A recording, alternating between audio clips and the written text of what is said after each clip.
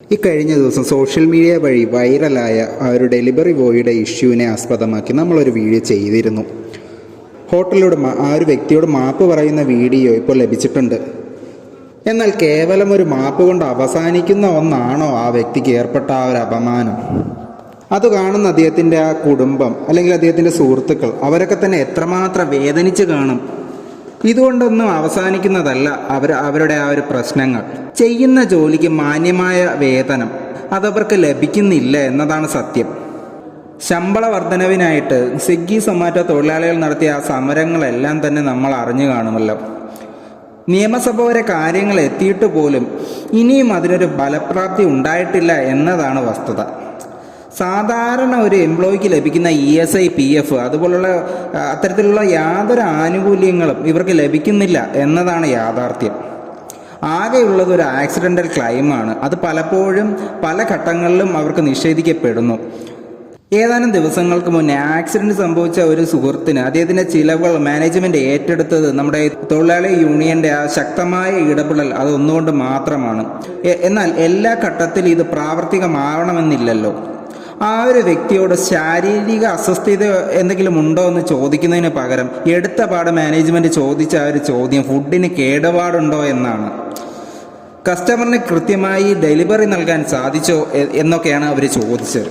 എന്നാൽ ഇതിൽ നിന്ന് തന്നെ നമുക്ക് മനസ്സിലാക്കാൻ കഴിയും ആ സുഹൃത്തുക്കളോടുള്ള ഇത്തരം കോർപ്പറേറ്റ് മുതലാളിത്തത്തിൻ്റെ ആ ഒരു മനോഭാവം എന്താണെന്ന്. ലേബർ ഓഫീസർ ഇടപെട്ട് പലതവണ ചർച്ചയ്ക്ക് വിധേയമാക്കിയിട്ടുള്ളതാണ്.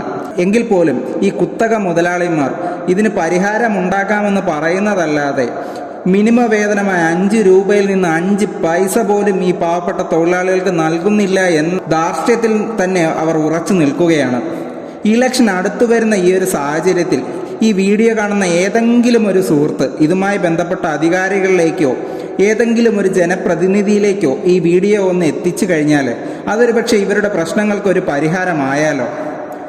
അധികമൊന്നും അവർ ആവശ്യപ്പെടുന്നില്ല. ചെയ്യുന്ന ജോലിക്ക് മാന്യമായ വേതനം അത് ലഭിക്കേണ്ടത് ഓരോരുത്തരുടെയും ആവശ്യമാണ്. ഉപ്പ് തൊട്ട് കർപ്പൂരം വരെ സാധനങ്ങൾക്ക് വില കൂടുന്ന ഈ ഒരു സാഹചര്യത്തിൽ സ്വന്തം വാഹനം, സ്വന്തം കാശിന് പെട്രോൾ അടിച്ച് കഠിനാധ്വാനം ചെയ്യുന്ന പാവപ്പെട്ട സുഹൃത്തുക്കൾ ഒരു നേരത്തെ ആഹാരത്തിനും സ്വന്തം കുടുംബത്തിൻ്റെ ദൈനംദിന ചെലവ് ഇവയ്ക്കൊക്കെ വേണ്ടി തന്നെയാണ് അവർ അധ്വാനിക്കുന്നത്. അതിനു വേണ്ടിയിട്ട് അവർ ആശ്രയിക്കുന്നത് ഈ ഒരു തൊഴിലിനെയും. അപ്പോൾ നിങ്ങൾ ചോദിക്കും, വരുമാനമുണ്ടാക്കാൻ വേറെ ജോലിയൊന്നും കിട്ടാനില്ലയോ എന്ന്. ഇതും ഒരു ജോലിയാണ് സുഹൃത്തെ, മാന്യമായിട്ടുള്ള ഒരു ജോലി തന്നെയാണ്. ഒരാൾ 11-12 മണിക്കൂർ ജോലി ചെയ്താലും ഓർഡർ ഏണിങ്സ് 500 രൂപ പോലും ആകാത്ത എത്ര പേരുണ്ട്. ഇൻസെൻറ്റീവ് കിട്ടണമെങ്കിൽ ഓർഡർ വേണം. ഇൻസെൻറ്റീവ് കൊടുക്കാതെ എത്ര ദിവസങ്ങളുണ്ട്. ഓർഡർ ഉള്ളപ്പോൾ സർജ് കൊടുക്കുന്നുമില്ല. ഇങ്ങനെ ഒരാളെ പറ്റിച്ചുകൊണ്ട് എങ്ങനെ ക്യാഷ് ഉണ്ടാക്കാം എന്നതിന് ഉത്തമമായ ഉദാഹരണമാണ് സ്വിഗ്ഗി.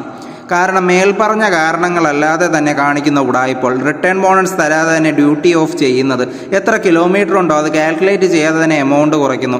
ഒരുപാട് അത്യാവശ്യം വന്നാൽ വിളിക്കാൻ ഒരുപാട് കസ്റ്റമർ സർവീസ് പോലുമില്ല. കസ്റ്റമേഴ്സ് കാൾ എടുക്കാതെ ഓർഡർ ക്യാൻസൽ ആകുന്നതിന് 45 മിനിറ്റിന് മുകളിൽ വെയിറ്റ് ചെയ്യണം. ഒരു റെസ്റ്റോറൻറ്റിൽ 1 മണിക്കൂർ വരെ വെയിറ്റ് ചെയ്താൽ പോലും തരുന്നത് 25 രൂപയാണ്. ഇനിയും എത്ര പേരെ ഇങ്ങനെ പറ്റിക്കും? ഇതൊക്കെയാണ് അവരുടെ ആവശ്യങ്ങൾ. ബേസ് പേ 2 കിലോമീറ്ററിന് 30 രൂപ എന്ന നിരക്കിൽ നൽകുക. തുടർന്നുള്ള ഓരോ കിലോമീറ്ററിനും 10 രൂപ എന്ന നിരക്കിൽ നൽകുക. നിലവിലെ റിട്ടേൺ ബോണസ് രീതി പൂർണ്ണമായും ഒഴിവാക്കിക്കൊണ്ട് ലാസ്റ്റ് മെയിൽ 5 കിലോമീറ്ററിന് ശേഷമുള്ള റിട്ടേൺ ബോണസ് സോൺ പരിധി മാനദണ്ഡമാക്കാതെ നൽകിയിരിക്കുന്നത് പുനഃസ്ഥാപിക്കുക. ഇൻസ്റ്റാമാർട്ട്, ജീനി എന്നീ ഓർഡറുകളിന്മേലുള്ള വിവേചനം ഒഴിവാക്കിക്കൊണ്ട് ഫുഡ് ഓർഡറിന് നൽകുന്ന അതേ പേ ഔട്ട് രീതി നടപ്പാക്കുക. എന്ന് വെച്ച് കഴിഞ്ഞാൽ സർജ് ബൾക്ക് ഓർഡർ സിസ്റ്റം. പരമാവധി 10 മണിക്കൂറിനുള്ളിൽ നിലവിൽ നൽകിയിരിക്കുന്ന ഉയർന്ന തുകയ്ക്കുള്ള ഇൻസെൻറ്റീവ് നേടിയെടുക്കാൻ തക്ക രീതിയിലുള്ള ഓർഡറുകൾ നൽകുക.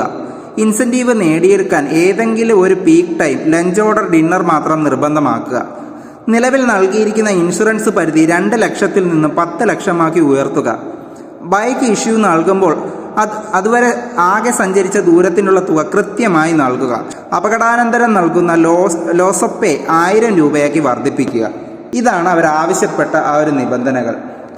നമ്മൾ മലയാളികളുടെ ചോറിൽ മണ്ണുവാരിയിട്ട ഈ ഒരു കോർപ്പറേറ്റ് പലിശകളുടെ നീചമായ പ്രവൃത്തിയെ നിങ്ങൾ ന്യായീകരിക്കുന്നുണ്ടോ, അതോ അവർക്ക് വേണ്ടി ശബ്ദമുയർത്തുന്നോ എന്ന് ചോദിച്ചുകൊണ്ട് നിർത്തുന്നു. നന്ദി, നമസ്കാരം.